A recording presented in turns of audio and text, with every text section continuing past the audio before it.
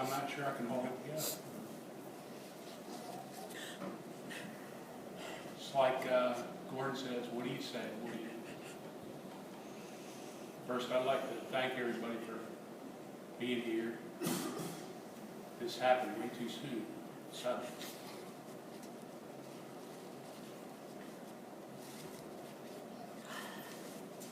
was only a few days ago that we were sharing a terrific Thanksgiving together. Family gathered, it was good food and good company. We had babies in the family. It's a wonderful thing. I think back to that day just a few days ago. And I sat next to Diane and held her hand and stroked her hair, which was coming back really nice. Yes. And, it was. And I told her that she looked good. And honestly, she wasn't feeling good and she didn't look that good.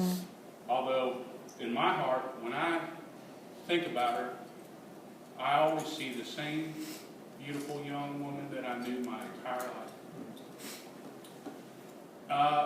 Probably everybody knows, and it's remarkable and worth repeating, that she died on the same day as her mother, 8 years later.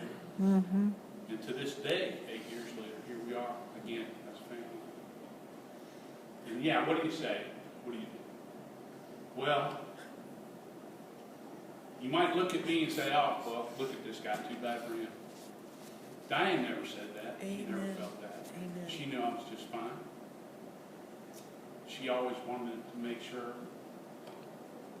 to let you know that I was good the way I was. Yeah.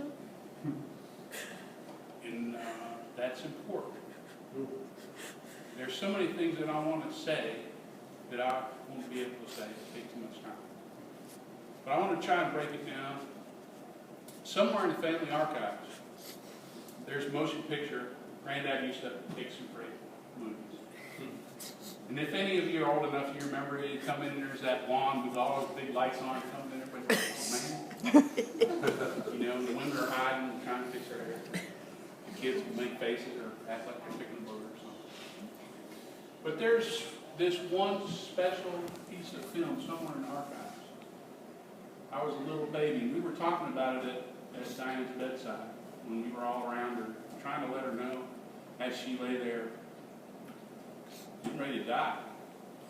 We were telling stories and talking to her like she could hear us, and we really hoped that she did, and letting her know that she was not alone. But anyway, somewhere